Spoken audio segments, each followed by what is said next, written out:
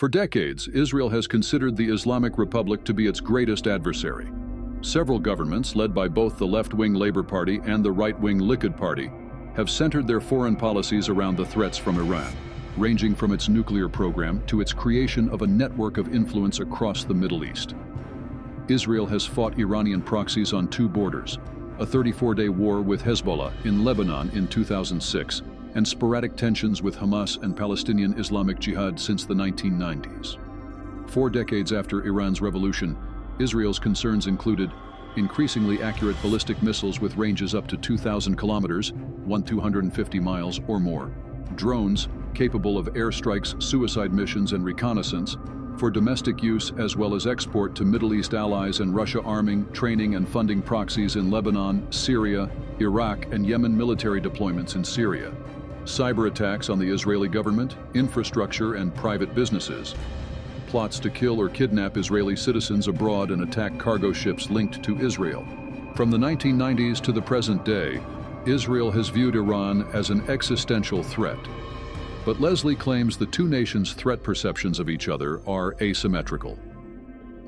Israeli leaders view Iran as a far greater danger to their state's security than Iranian leaders perceived Israel to be, he writes. Researching the book, the American academic embarked on a field trip to Israel under the guidance of numerous Israeli scholars, including David Menashri of Tel Aviv University, Meir Javadanfar of Reichman University in Herzliya, and Yael Berda of Hebrew University and Harvard University. Leslie notes that while official Israeli documents involving strategic security debates remain classified, older state records and other historical studies are not. They detail the early years of the relationship between Iran and the new Israeli state. He also notes that Israel allows access both to unclassified archival materials on relatively recent policy matters, as well as the document collections of the Prime Minister's office, the Knesset, and the Israeli Foreign Ministry. Leslie says transcripts of parliamentary debates that discussed Iran and the Knesset provided useful insights into how members of different parties in Israel have viewed the urgency of the Iranian threat across the country's diverse political spectrum over the last few decades.